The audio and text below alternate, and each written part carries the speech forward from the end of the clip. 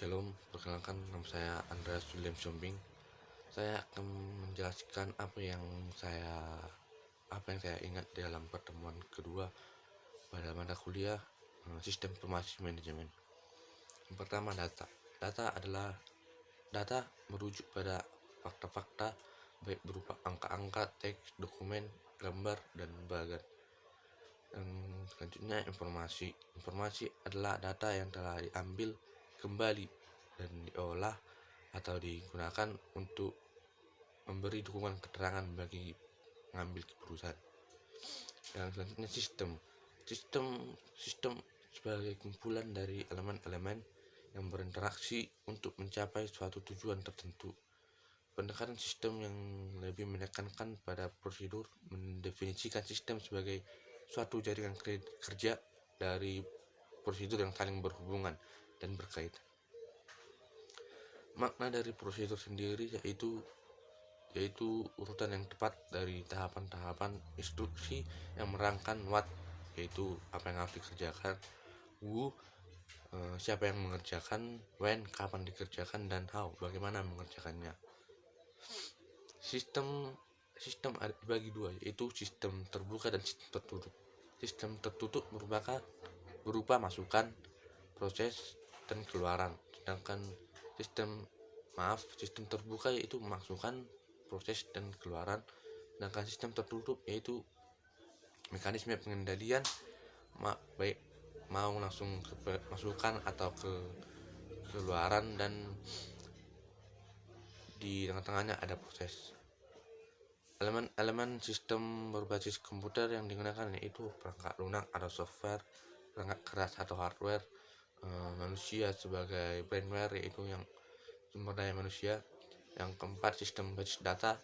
Yang kelima, dokumentasi. Yang keenam, prosedur. Siklus informasi sendiri itu dari input data, proses model.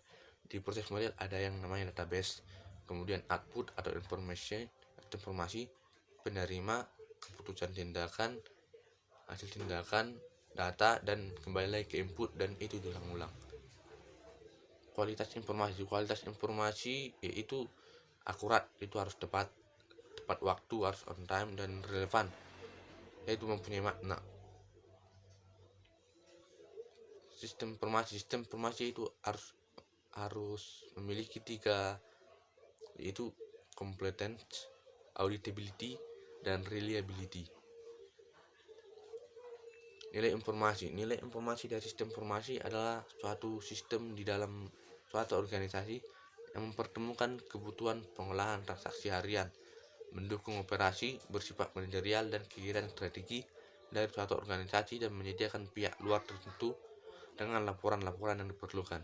Yaitu contohnya kalau kita ke Indomaret pasti ada strukturnya. Sistem informasi menyediakan komunikasi dalam organisasi atau antar organisasi yang murah, akurat, dan cepat. Menyimpan informasi dalam jumlah yang sangat besar dalam ruang yang kecil tetapi mudah diakses, memungkinkan pengaksesan informasi yang sangat banyak di seluruh dunia dengan cepat dan murah. Yang keempat, meningkatkan efektivitas dan efisiensi orang-orang yang bekerja dalam kelompok pada satu tempat atau beberapa lokasi.